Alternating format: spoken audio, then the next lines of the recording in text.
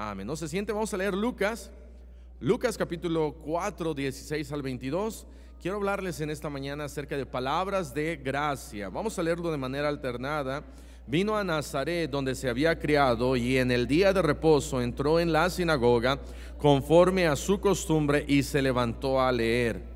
Y se le dio el libro del profeta Isaías, y habiendo abierto el libro, halló el lugar donde estaba escrito: El Espíritu del Señor está sobre mí, por cuanto me ha ungido para dar buenas nuevas a los pobres, me ha enviado a sanar a los quebrantados de corazón, a pregonar libertad a los cautivos y vista a los ciegos, a poner en libertad a los oprimidos, a predicar el año agradable del Señor.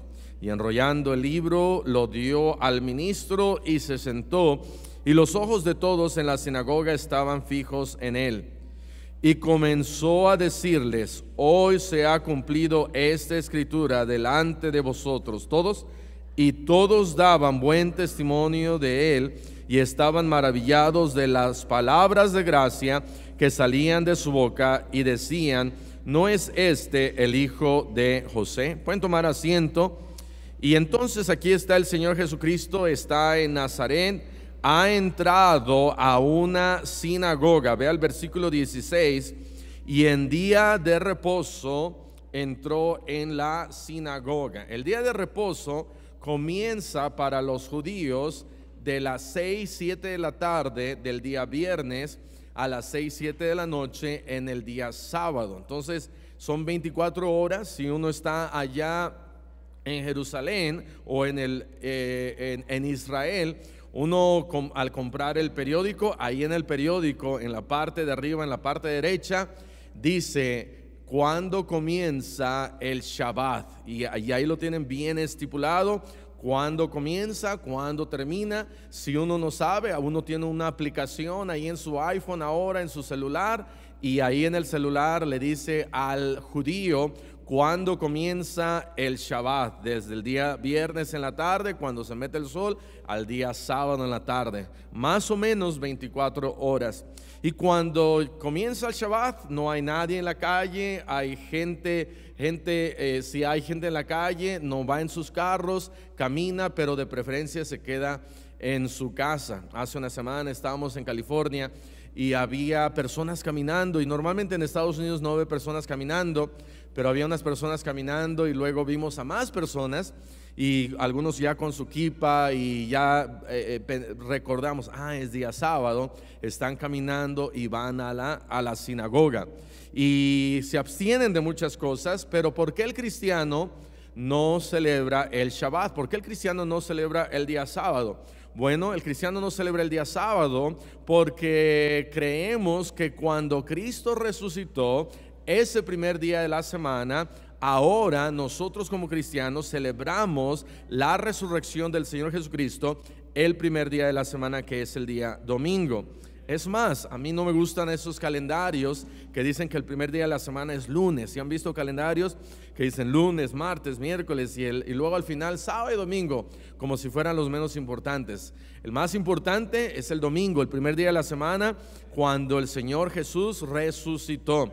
Y entonces el Señor Jesús dice que va a la sinagoga, y dice que era su costumbre. Su costumbre, hermano, ¿cuál es tu costumbre? ¿Qué haces el día domingo? ¿Vas a la iglesia o te quedas en casa dormido? Ahora, yo preferiría quedarme dormido. A mí no me gusta levantarme. Si por mí fuera, me levantaría a mediodía, a las 2, 3 de la tarde, o nunca me levantaría. Bueno, ya estaría medio muerto, ¿verdad? Pero tenemos nosotros que ver cuáles son nuestras prioridades y nuestras costumbres, que sean buenas costumbres. Algunos tienen malas costumbres, mala costumbre de tomar, fumar, danzar, golpear, hablar mal. Pero la buena costumbre del Señor Jesucristo, dice acá, tenía una buena costumbre, era ir a la sinagoga. Y luego dice la Biblia, se levanta a leer, y comienza a leer Isaías capítulo 61. Y lo que lee aquí, está leyendo que era una profecía allá en Isaías, cientos de años antes, algo que se estaba cumpliendo en Él en ese preciso momento. Dice Isaías 61. Vamos a ir a Isaías 61 para que podamos darnos pues una idea de cómo era lo que el Señor Jesús estaba leyendo cuando estaba ahí en Nazaret.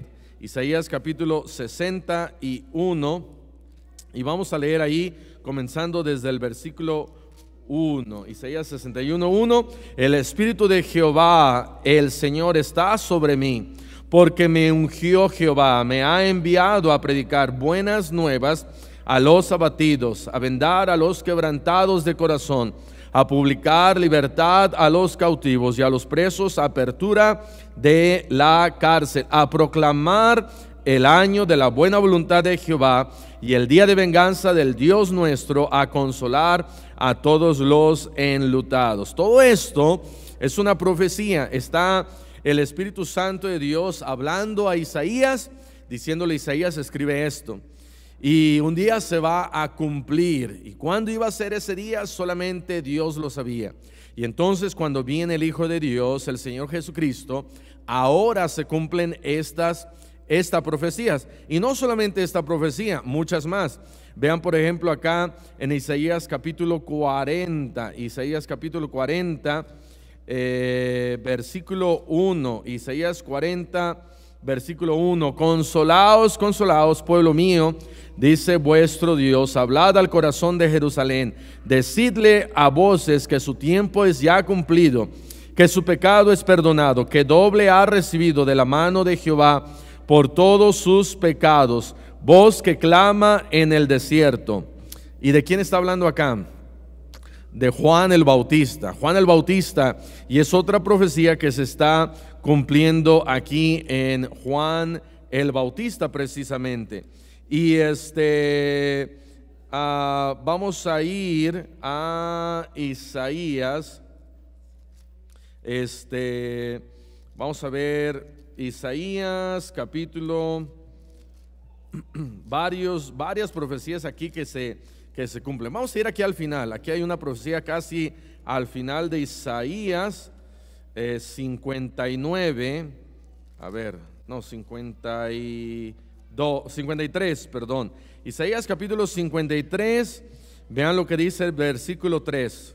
Despreciado y desechado entre los hombres, varón de dolores, experimentado en quebranto, y como que escondimos de él el rostro, fue menospreciado y no lo estimamos. Ciertamente llevó él nuestras enfermedades y sufrió nuestros dolores. Y nosotros le tuvimos por azotado, por herido de Dios y abatido. Mas él herido fue por nuestras rebeliones. ¿De quién está hablando acá? De nuestro Señor Jesús. Amén. Y la profecía de Isaías capítulo 61, la que estaba leyendo el Señor Jesucristo ahí en la sinagoga, Él se pone de pie ahí en Nazaret, en esa sinagoga, y empieza a leer los rollos. Y empieza a leer: el Espíritu del Señor está sobre mí. Ahora, hay algunas cosas que pasan cuando el Espíritu del Señor está en nosotros. Amén. Hay algunas cosas que suceden cuando Dios está en mí. Somos diferentes cuando Dios está en mí, y éramos diferentes cuando Dios no estaba en mí. Cuando no éramos salvos, éramos, dice la Biblia, hijos de desobediencia. Cuando no éramos salvos, nuestro rumbo y nuestro destino era el infierno. Pero ahora que somos salvos, ha sucedido algo diferente, porque nuestros pecados han sido perdonados. Ya tenemos ahora un Padre Celestial, ahora somos llamados hijos de Dios, tenemos un abogado, tenemos un Salvador. Y entonces, porque el Espíritu de Dios estaba en Jesús, versículo 18 dice: por cuanto me ha ungido, otra vez dice, me ha llenado, me ha ungido. ¿Para qué? Para quedarme en casa y ver el fútbol. No. ¿Para qué me ha ungido el Señor? Para comer más semitas. Tampoco. ¿Para qué me ha ungido el Señor? Para decir en la casa: aquí mis chicharrones truenan, vieja, ¿verdad? Y obedéceme porque la palabra de Dios dice eso. No, dice: el Señor me ha ungido, me ha llenado de Él para dar buenas nuevas a los pobres. Ay, pastor, pero eso nada más a Jesús, porque Jesús es el que está profetizando acá y el Señor Jesús es el que está ahora leyendo. No, somos llenos nosotros también de su Espíritu Santo para dar buenas nuevas, Pero ¿para qué a los pobres y no a los ricos? Bueno, tanto el pobre y el rico necesitan del Señor Jesús, pero en muchas ocasiones es el pobre quien es más receptivo. Dios no está diciendo que no vayamos al rico o al de en medio, pero dice: mira, Dios lo ha llamado a un rey, que es el Señor Jesús, para dar buenas nuevas. Y luego versículo ahí en medio, siguiendo el versículo 18: me ha enviado a sanar a los quebrantados de corazón, a pregonar libertad. ¿Qué es pregonar? Pregonar esto aún quiere decir predicar, quiere decir hablar. Y dice acá: Dios me ha llenado para poder pregonar, predicar libertad. Hay gente que está cautiva con las cadenas del pecado y tenemos que llevarles la libertad de Cristo. Después al final dice: a poner en libertad a los oprimidos. Versículo 19: a predicar el año agradable del Señor. Y está predicando y hablando, y luego dice: enrolla el libro, versículo 20, se lo da al ministro y se sienta, y dice: los ojos de todos ahí estaban puestos en él, estaban pensando: ok, ya leyó todo esto de una manera totalmente increíble. Si nos pudiéramos poner a pensar en quién quizás haya sido el mejor expositor, el mejor predicador, a mí ciertamente me hubiera gustado escuchar a Carlos Spurgeon predicar. Un jovencito que nadie daba nada por él, pero allá en Inglaterra lo invitan a predicar ahí a una iglesia. Después se llamó la Iglesia Bautista del Tabernáculo, y está predicando ahí, y la gente dice: ¿qué nos va a enseñar ese triste joven de 16, 17 años? Pero cuando empieza a predicar, wow, los dejó con los ojos cuadrados. Y ¿quién sería ahora en nuestros días el mejor pastor, predicador, expositor, presentador? Bueno, sin duda en el tiempo del Señor Jesús era el Señor Jesús. Y cuando está predicando, dice la Biblia, predicaba con autoridad. Y después de predicar y hablar, se sienta y todo el mundo está diciendo: ¿y ahora qué va a decir? Versículo 21, esto es lo que dice él: hoy se ha cumplido esta escritura delante de vosotros. Hoy se ha cumplido esta escritura delante de vosotros. Dice: lo que ustedes acaban de escuchar ahorita mismo se acaba de cumplir. Y todo el mundo, yo creo que se quedó más aún emocionado, asombrados de la doctrina y de las verdades del Señor Jesús. Y dice versículo 22 que todos daban buen testimonio de él y estaban maravillados, o sea, asombrados de las palabras de ¿qué? De gracia. Las palabras de gracia. ¿Por qué palabras de gracia? Porque cuando somos nosotros llenos del Espíritu del Señor, ahora nuestro hablar cambia y debe de ser diferente. Debe de ser diferente ahora, porque ahora que tenemos que predicar el año agradable del Señor. Yo no puedo predicar el año agradable del Señor si me enojo con mi vecino y le grito y le digo de cosas. Amén. No puedo predicar el año agradable del Señor si le hago a alguien daño y luego le digo que soy cristiano. El día de ayer fue el cumpleaños de Sara, sus 15 años, y apartamos aquí afuera con unos conos porque iba a llegar un carro y apartamos. Nunca lo hacemos y los vecinos pues no tienen carro, pero pues pusimos unos conos. Dijimos, bueno, unos minutos mientras llega el carro. Y bueno, a un vecino aquí a la vuelta que no vamos a mencionar, pasó con su carro y pasó y arrasó con todos los 5 o 6 conos, se los llevó hasta el río.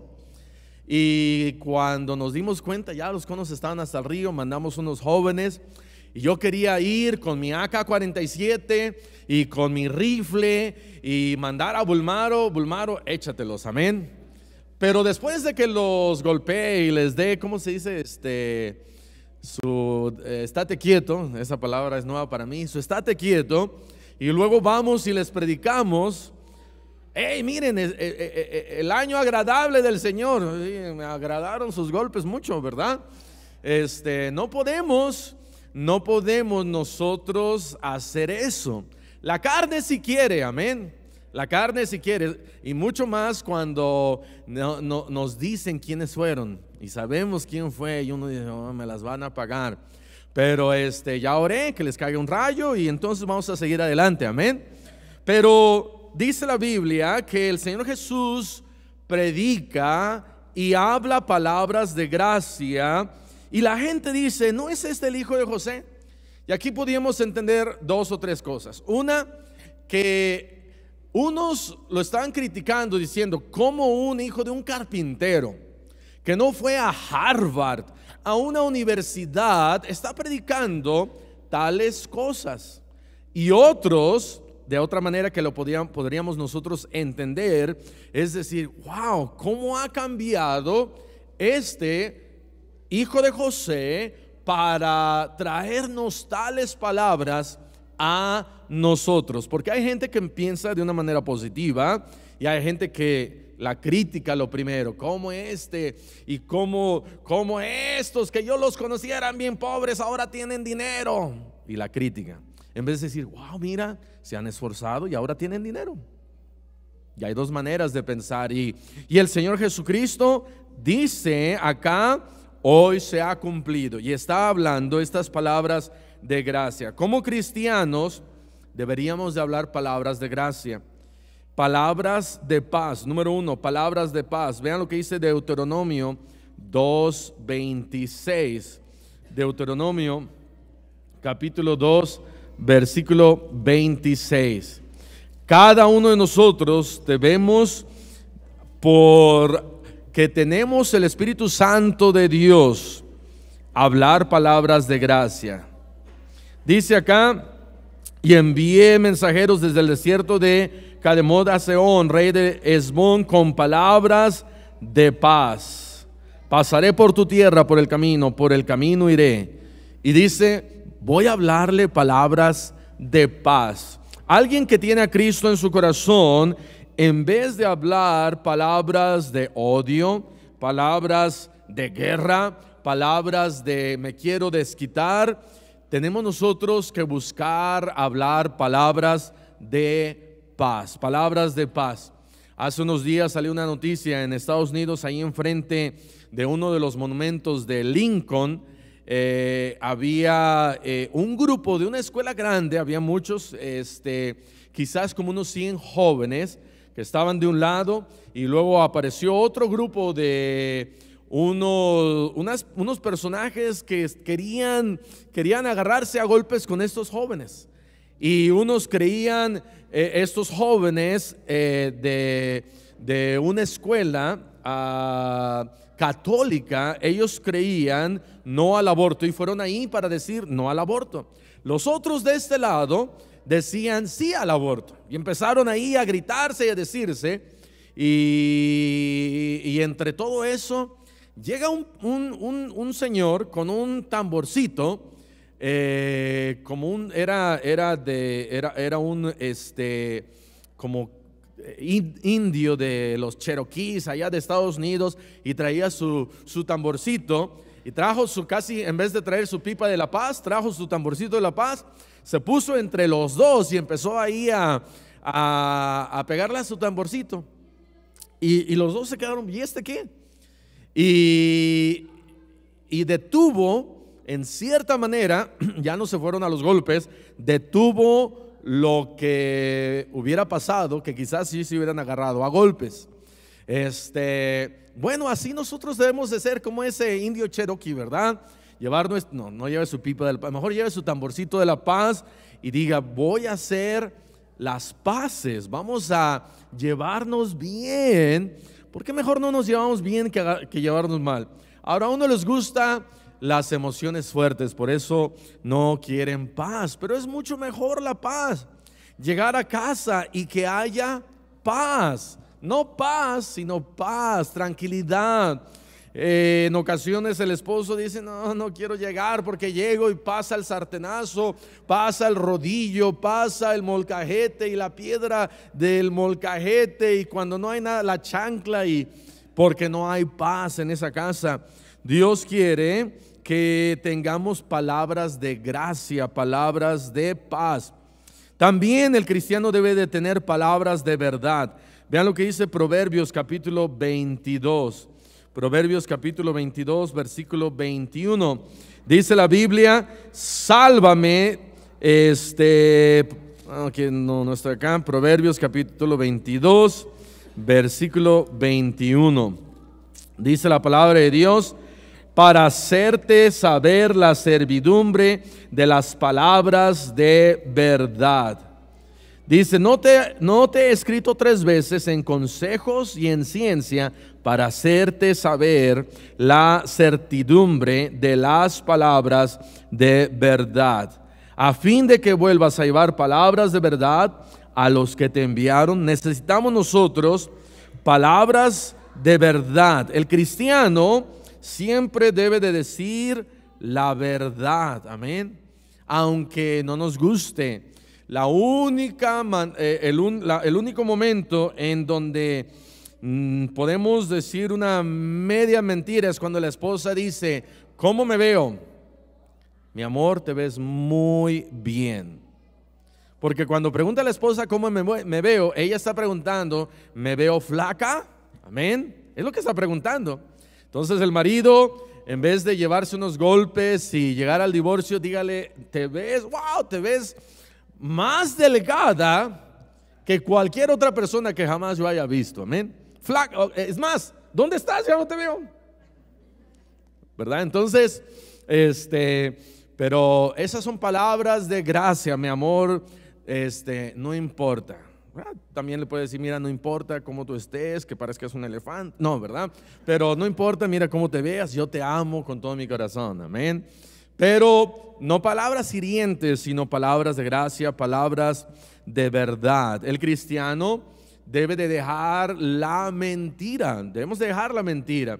Dice la Biblia que cuando el Señor Jesucristo responde en una ocasión a los fariseos, les dice: vuestro padre el diablo, el padre de mentira. ¿Y quién es nuestro padre? ¿Es nuestro padre el diablo o es nuestro padre Dios? Es nuestro padre. Para algunos esto pareciera ser cosa tan sencilla, porque quizás crecimos en un hogar en donde el decir la verdad era de suma importancia. Hay lugares y hay países en donde el decir la verdad les salva la vida.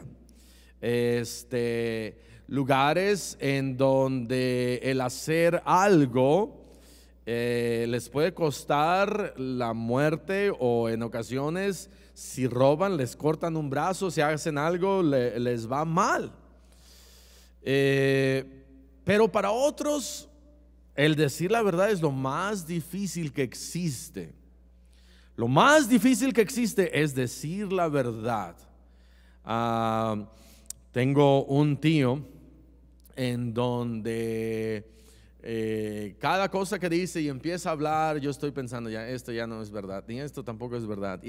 Y no hay razón para decir mentiras, pero ya están tan acostumbrados a decir una mentira, otra mentira, otra mentira, que uno dice: bueno, ¿qué está ganando? ¿Qué ganan con decir tantas mentiras y tantas mentiras? Y su vida se vuelve una mentira total. Se dicen tantas mentiras que se creen las mentiras. Ya se creen toda mentira que han dicho, ya se la creen. Y es triste. ¿Por qué? Porque el cristiano no debe de decir mentiras. Dejando la mentira, dice la palabra de Dios, tenemos nosotros que tener palabras de verdad.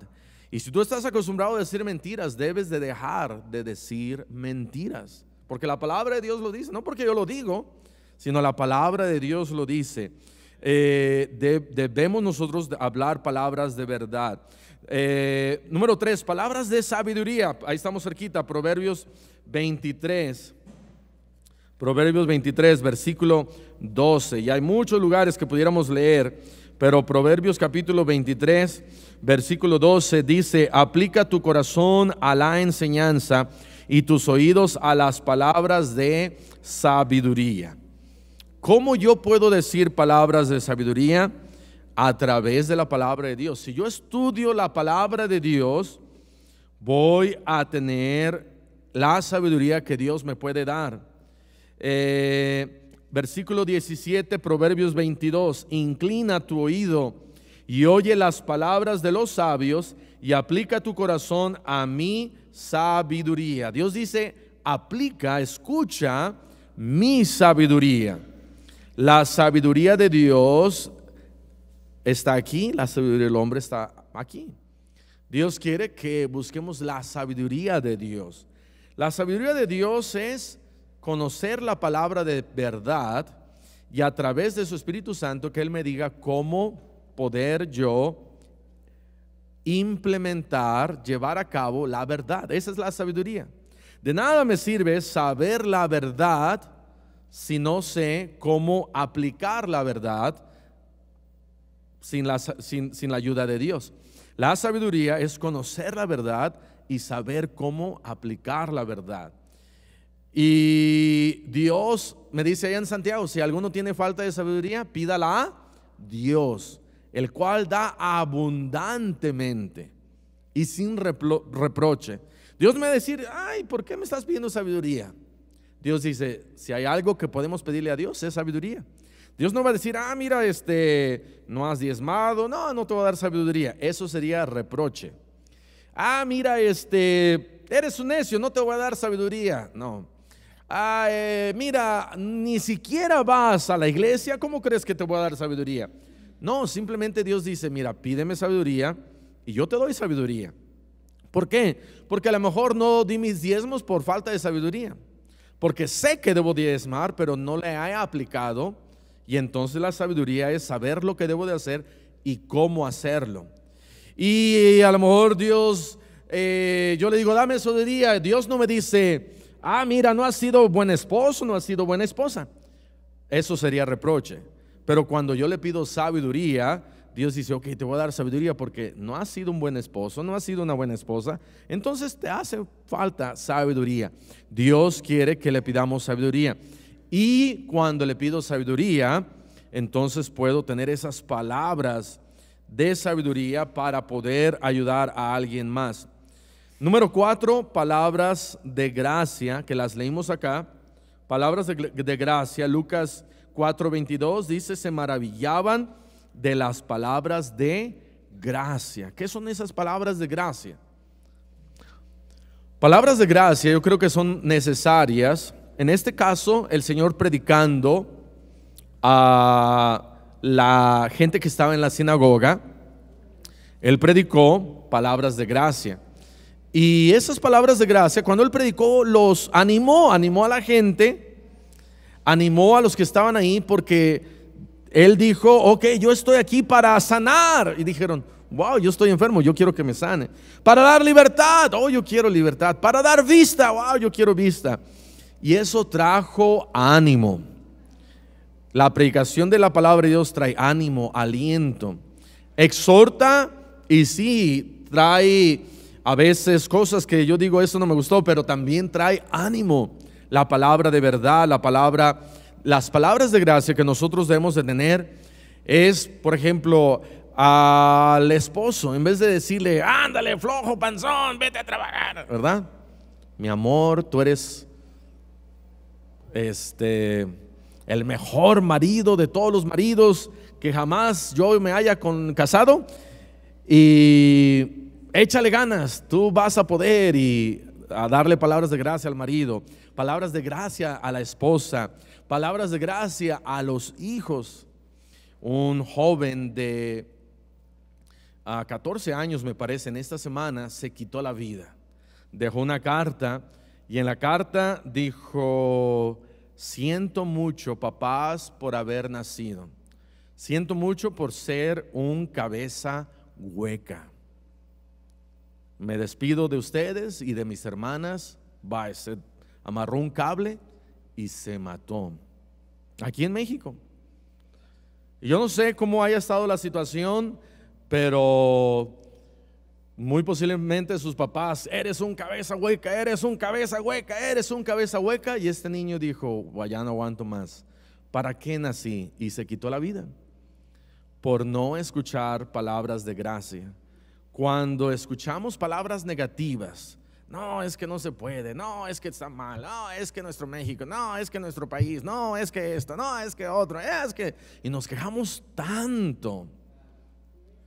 Si estuvieras un ratito en Nepal, en la India, en China, en África, en Venezuela, y te pasan para acá un ratito a México, dirías: wow, qué hermoso país, qué bien que estamos.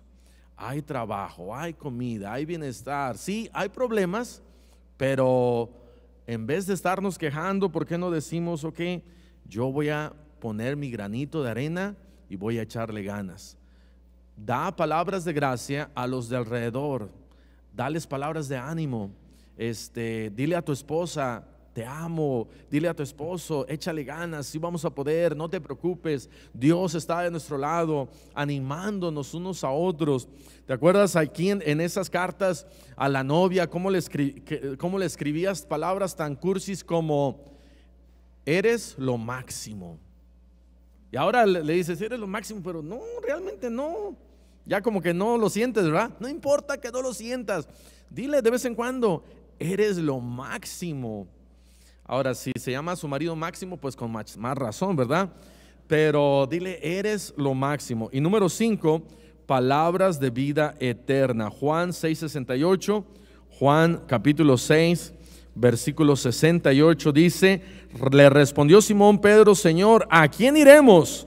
Tú tienes ¿qué? Palabras de vida eterna. El cristiano debe de tener palabras de vida eterna. En vez de decirle: no, mejor vete al infierno, suegra. No, tenemos que tener palabras de vida eterna. Una palabra de vida eterna, ¿en qué se conforma?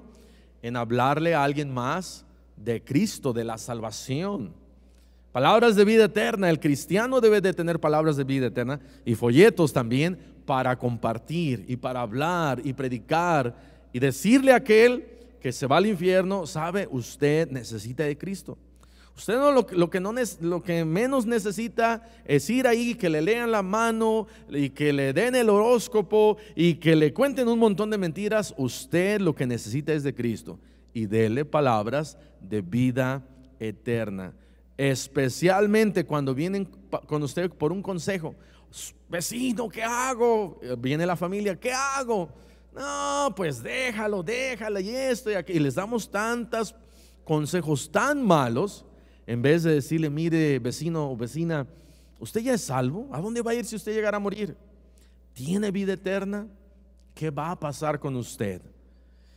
Y hablarles palabras de vida eterna. ¿Para qué? Para que también puedan ser salvos. Amén. Vamos a cerrar nuestros ojos y vamos a orar. Señor, te damos gracias por las palabras de gracia que tú tienes para nosotros.